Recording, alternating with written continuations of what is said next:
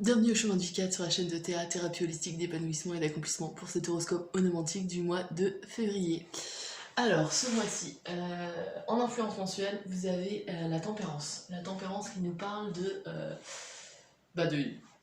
tempérer les choses, bien sûr, mais de modération, d'arriver à trouver un équilibre et d'un idéal qu'on doit atteindre. Mais pour cela, avant, il faut arriver à alchimiser les choses, transformer des choses et trouver justement cet équilibre qui vous permettra d'atteindre cet idéal. D'accord? Il y a vraiment une notion de transformation ici. Ouais. Ça, c'est pour vous durant tout le mois de février. D'accord? Gardez bien à l'esprit qu'il faut modérer les choses. D'accord? Trouver une modération en tout. Ou alors une contrepartie à un excès. Voilà. Voilà, donc là il y a deux axes d'influence durant ce mois-ci. Il y en a un gros avec pas moins de 4 maisons différentes. 1, 2, 3, 4, 5 maisons différentes.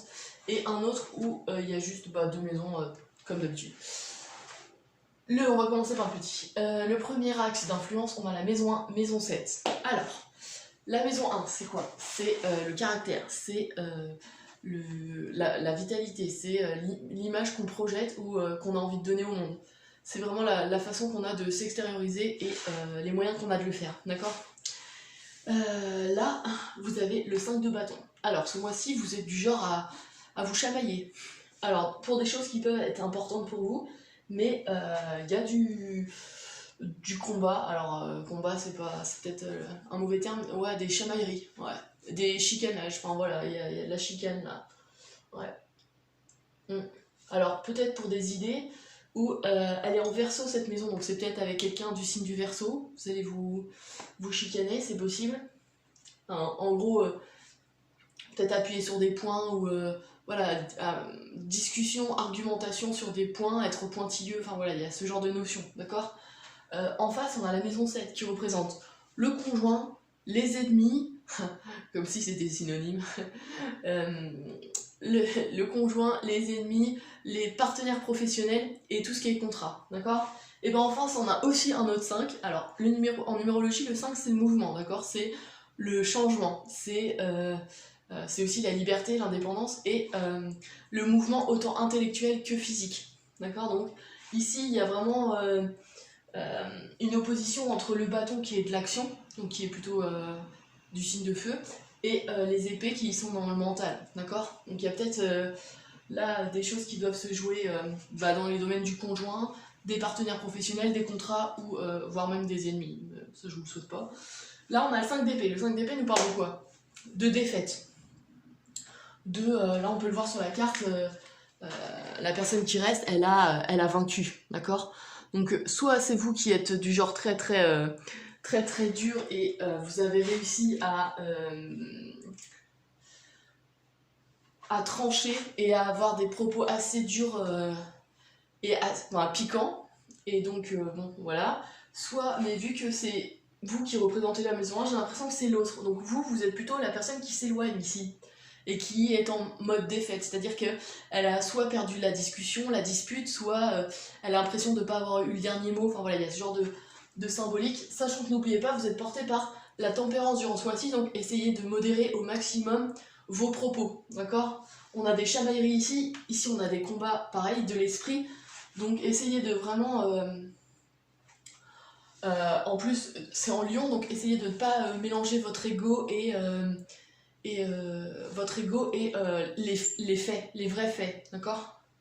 Ouais. C'est le conseil que j'aurais à vous donner durant ce mois-ci. Donc voilà, à surveiller le domaine en tout cas du conjoint et des partenaires professionnels, d'accord? En plus, il y a de la négociation au niveau d'un contrat. Surtout, ne laissez pas votre orgueil se mettre en barrière, en obstacle, d'accord? Ouais, parce que vous pourriez perdre ce contrat-là. Parce qu'avec le lion, ouais, on a tendance à vouloir gagner, et ouais, les lions sont mauvais perdants, hein. Donc là on a une énergie de défaite, mais en plus qui touche l'ego, donc attention à ça, d'accord? Modération. Ensuite, le gros axe de travail, on a la maison 9, alors je vais commencer, maison 9, maison 5, ici. Donc on a la 22 et parce que j'en ai 2 en plus à chaque fois. Le fou et la 4 de denier, ouais, ça marche. Alors, ici on a maison 9, maison 5. La maison 9 c'est quoi? C'est la maison de la spiritualité, d'accord? C'est la maison des études supérieures, de l'étranger, des personnes d'origine étrangère et des pays étrangers. C'est aussi, donc comme je vous l'ai dit, la spiritualité, je vais y arriver, tout ce qui est plus grand que l'humain, d'accord? On a la philosophie, les lois, la religion, enfin des choses, voilà, beaucoup plus globales. Là, on a le fou. Le fou qui nous parle, alors déjà pour moi le fou c'est le chaos primordial, c'est-à-dire que on a toutes les énergies en même temps, avant le Big Bang, avant l'étincelle qui a fait que tout s'est scindé et qu'on a eu des créations, on a un potentiel créateur énorme, d'accord? On a quelque chose qui est tellement libre et tellement anarchique, poussé à son extrême, en plus on est en analogie avec le Sagittaire, voilà. On a cette notion d'indépendance et de liberté poussée à l'extrême qui peut amener vers le côté marginal des choses, d'accord? On a peut-être ici une possibilité de se lancer dans des études supérieures qui sont originales, c'est possible. On peut avoir cette notion-là. La prise de décision aussi sur un fait de partir à l'étranger, d'avoir rien d'autre sur le dos que soi-même, et de partir, voilà, de se libérer de toutes les règles sociales qui nous pèsent et qui nous empêchent peut-être d'évoluer. Ça c'est possible. En lien avec la maison 5 qui représente les enfants, les amours, la passion, les créations artistiques et littéraires, on a le 4 de Pentacle. Le 4 de Pentacle qui nous parle de quoi? De se sécuriser, d'avoir des acquis, une zone de confort et de s'y accrocher. Mais il faut aussi prendre en compte que ce 4 de Pentacle devient limitatif. Si on reste coincé dans cette zone de confort et qu'on n'étend pas ses possibilités, on peut être limité. Avec ce fou-là, vous avez justement l'opportunité de... Alors, le denier, enfin 4 de Pentacle, oui, le 4 de denier. Le denier, c'est quoi? C'est les valeurs. Donc ici, on peut avoir l'occasion de... alors soit de prouver sa valeur, soit d'acquérir de nouvelles valeurs, donc on est dans les études supérieures ici, avec le fou, des choses qui sont libératrices pour vous, ça c'est possible, d'accord? On a une notion aussi comment dire? Je réfléchis. Parce que là, on a la maison des enfants, avec le 4 de denier, on a cette notion de foyer qui est rassurant, d'accord? Ici, on a une prise de risque. Donc il y a peut-être une notion de libération ou en tout cas de prise de nouveaux horizons, d'accord? On voit les différentes opportunités et ouais, c'est envisageable. Alors par contre ici elle est en balance, donc essayez de bien trouver l'équilibre. Peut-être l'équilibre entre le foyer, enfin votre famille, vos amours, et votre évolution spirituelle, enfin les choses que vous devez changer dans votre vie, d'accord? Il y a peut-être un équilibre à trouver ici. Voilà. Alors après on va rebondir, donc de cette maison 5, on a en plus, avec le 4 de denier, on a le soleil. Le soleil qui nous parle de rayonnement, qui nous parle de joie, d'éclaircissement. Donc là on a peut-être des choses qui arrivent, d'accord? Des éclaircissements sur une situation en rapport avec voilà, les amours, la famille, enfin les enfants. Ouais. Parce que la maison 5 c'est vraiment la trace qu'on laisse au monde. Donc ça peut être les enfants, ça peut être ses valeurs, son héritage intellectuel, enfin voilà. Ici on a donc le soleil, donc on a le rayonnement, on a la joie de vivre, et on est en lien avec la maison 6. La maison 6 qui nous parle du travail quotidien, de la santé, donc l'hygiène de vie, et de tout ce qui est... alors ils disent inférieur de façon traditionnelle, quand je dis inférieur c'est les gens qu'on peut avoir à son service, ou le service qu'on va mettre vis-à-vis de l'humain, c'est possible aussi, la mise au service, et les animaux. Ici on a un 10 de baguette, un 10 de bâton. Le 10 de bâton nous parle de quoi? De fardeau, de fardeau, de choses qu'on doit délaisser pour pouvoir mieux avancer, d'accord? En lien avec ce soleil, j'ai l'impression que il faut lâcher du lest d'un point de vue, comment dire, l'équilibre dont je vous parlais ici, il est présent aussi dans cet axe-là, maison 5, maison 6, avec le soleil et le 10 de bâton. On a un équilibre à trouver entre ce qu'on fait au quotidien et nos enfants ou nos amours, nos relations amoureuses, d'accord? Il y a vraiment cette notion de modération, comme je vous disais, dont parlait cette tempérance. Donc vraiment tout se recoupe ici, il y a vraiment un équilibre à trouver et un épanouissement surtout à développer, d'accord? Parce que le soleil c'est vraiment ça, hein. C'est rayonner enfin ce que l'on est, d'accord? Alors après là c'est en maison 5, donc c'est vraiment en lien avec, comment dire, ouais là il y a une notion d'épanouissement dans soit l'éducation des enfants, soit avec une nouvelle relation amoureuse, enfin voilà. Mais pour ça, il faut lâcher du lest et poser son fardeau. Voilà.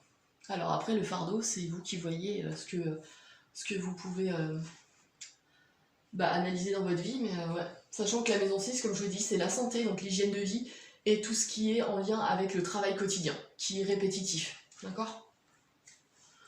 Voilà. Ensuite, donc de cette maison 6, on va arriver en maison 9 avec la maison 8. Alors, maison 9, cette fois-ci, on a le diable. Le diable qui nous parle de quoi? Alors, je vais réexpliciter la maison 9, donc comme je vous le disais, c'est la maison de la spiritualité. Les études supérieures, les grandes disciplines, les lois, les religions, la philosophie, enfin voilà, des choses qui permettent de voir l'humain en plus grand, et l'étranger, les contacts avec l'étranger et les personnes d'origine étrangère. Ici, on a le diable qui nous parle de quoi? Et bah, comme le fou, on a un potentiel créateur énorme avec le diable, c'est pareil. Sauf que ce diable-là nous parle de libération aussi, de lâcher des choses qui sont toxiques pour nous. C'est là que la guérison de cette transformation de la tempérance apparaît. D'accord? Ici, il y a vraiment une notion de... on se libère des choses qui peuvent nous détourner du droit chemin. On se libère des choses qui sont toxiques pour nous. Voilà. Tout en conservant cet instinct, parce que là, on a une énergie plutôt plutonienne, cet instinct de procréation, mais de procréation dans tous les domaines de notre vie. D'accord? Alors, plus spécifiquement, dans la maison 9, comme je vous l'ai dit. En lien, alors, ici, l'axe d'influence, on a la maison 8. La maison 8 qui nous parle de transformation, de sexualité et transformation, sexualité et d'héritage, voilà, des trucs, de l'argent qui peut nous tomber dessus de façon impromptue, d'accord? Alors c'est assez drôle parce que la maison 8, comme je vous l'ai dit, c'est la sexualité, on a cette notion-là avec le diable. Donc il y a peut-être une attirance ici d'ordre alors sexuel, une attirance physique, qui est en lien peut-être avec une personne d'origine étrangère, par exemple, vu que ça tombe en maison 9. Ça, c'est possible. Deuxième option, on a le 6 de coupe dans cette maison 8 qui nous parle de retrouver son enfant intérieur, de réévaluer ses objectifs et peut-être de créer de nouveaux liens ou de changer les liens actuels en quelque chose de plus authentique. Et c'est là que la libération intervient. Des choses toxiques qui sont pas bonnes, on va changer ce lien. Soit vous le coupez, soit vous le modifiez et vous faites en sorte que il soit bon pour vous. D'accord? Le 6 de coupe, c'est vraiment ça, c'est on écoute les souhaits de son enfant intérieur. Qu'est-ce qu'on a toujours voulu faire? Parce que là, on est vraiment dans les transformations, donc tout ce qu'on a envie de modifier, on peut le faire. D'accord? Ouais. Alors que, bon, on n'a rien dans la maison 10, donc c'est pas trop lié au professionnel, mais on a une notion ici on peut avoir cette notion en maison 1, donc soi-même, changer des trucs chez nous, ou alors des choses qu'on a envie de modifier dans notre quotidien. Sachant que là, comme je vous l'ai dit, le 6 de coupe, c'est vraiment être à l'écoute de son enfant intérieur, de prendre soin de lui et d'être dans l'harmonie, voilà. Ouais. Parce que le 6 en numérologie, c'est l'harmonie, c'est l'amour, c'est la prise de responsabilité. Donc il y a cette notion-là. Avec la Vierge, en plus, on essaye de comprendre où on met les pieds. Ouais. Voilà. Ouais, c'est ce que je pourrais dire pour cette carte onomantique du mois de février. Pour vous les Capricornes et chemin de vie 4. N'hésitez pas à partager, à liker et à vous abonner si ce n'est pas déjà fait. Si ça vous intéresse, hein, vous êtes obligé de rien. Je propose ce genre de cartes pour du développement personnel, des cartes onomantiques personnelles. N'hésitez pas à me contacter sur mon site internet si ça vous intéresse. www.terra-du6accompagnement.com. Et je vous dis au mois prochain pour l'horoscope onomantique du mois de mars.